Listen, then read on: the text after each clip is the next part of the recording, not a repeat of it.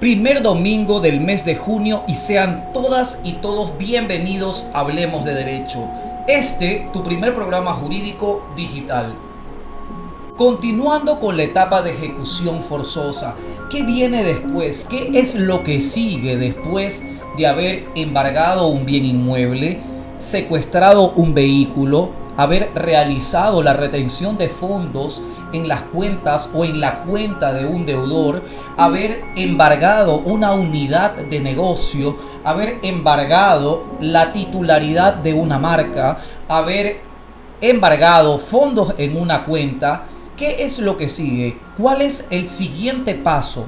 ¿Qué es lo que sucede? ¿Cuál es el derecho del acreedor para poder ejecutar esos activos que le pertenecieron al deudor con objeto de poder recuperar, de poder cobrar la obligación que se le debe?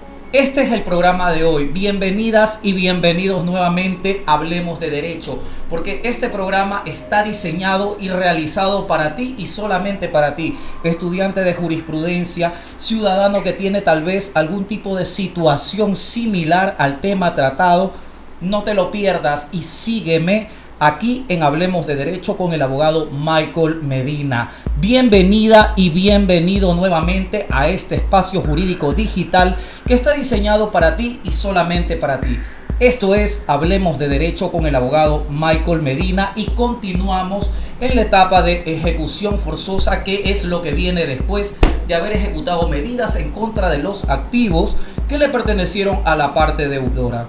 Posteriormente a esta circunstancia, habiendo embargado un inmueble, habiendo secuestrado un vehículo, nos tenemos que asegurar que se hayan cumplido dentro de la ejecución de esta situación jurídica todas las medidas que nos dice el COGEP para poder constituir ese acto jurídico como válido. Es decir, que el acta de embargo se encuentre debidamente suscrita por el depositario judicial y por el alguacil, y que dentro del contenido de la misma se encuentren declarados absolutamente todas las peculiaridades, todas las singularidades, todo tipo de identificación que corresponda al activo que se ha embargado.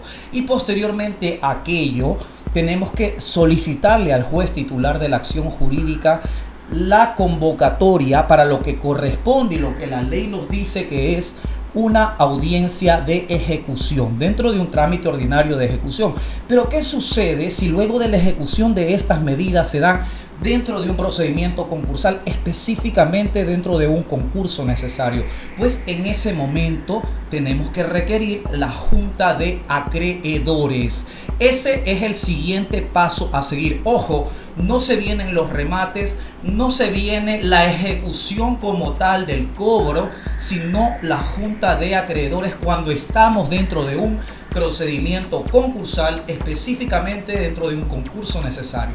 Bueno, pues realizado el petitorio, entonces tenemos que asegurarnos que todos los sujetos procesales, es decir, que todas las partes que se encuentran involucradas dentro de la sustanciación de dicha causa de carácter jurisdiccional, se encuentren debidamente convocadas a dicha diligencia.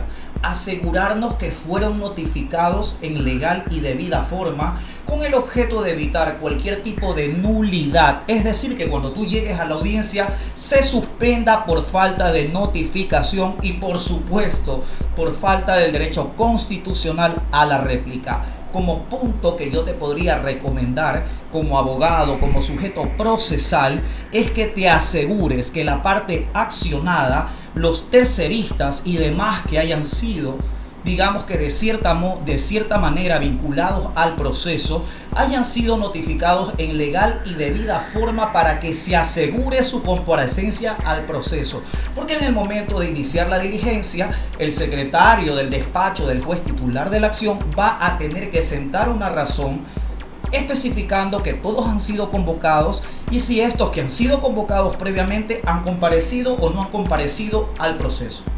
Posteriormente a la convocatoria, es decir, específicamente en el día de la audiencia, ¿qué es lo que va a suceder?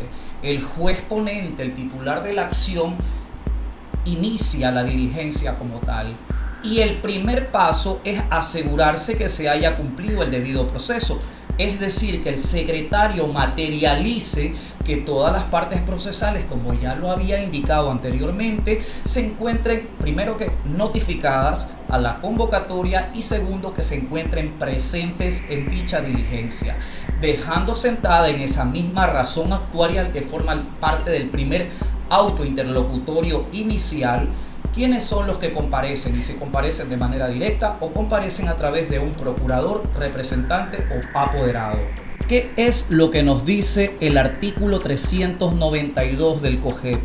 Que el juez tiene la obligación de conocer y resolver sobre posibles abonos o pagos parciales que hayan sido realizados por la parte deudora con fecha posterior al mandamiento de ejecución, siempre y cuando, ojo con esto, dichos pagos, dichos abonos se demuestren que han sido incorporados e incluidos materialmente al expediente en legal y debida forma, pero sobre todo cumpliendo los presupuestos de ley que dispone la norma jurídica para poder ser declarados como válidos. ¿Y cuál es esta validez? Una copia certificada, un documento original a donde se pruebe y demuestre que dichos abonos son legales y legítimos. Si es así, por derechos constitucionales a la lealtad procesal, las partes, obviamente con supervisión del juez, tienen que reconocer y a su vez resolver sobre dichos abonos que se alegan han sido realizados, pero ojo, con fecha posterior al mandamiento de ejecución. Se han demostrado que existen abonos, se han demostrado que existen pagos parciales, o a su vez se ha constituido como tal la obligación en base a lo dispuesto en el mandamiento de ejecución. ¿Cuál es el siguiente paso a seguir en la audiencia? ¿Qué es lo que va a suceder? En ese momento el juez escuchará a la parte accionada, es decir, al deudor, sobre el ofrecimiento de una posible, digamos que, fórmula de pago. Es decir, que el accionado ofrezca una solución parcial de la obligación, indicando un planteamiento de un acuerdo de pago.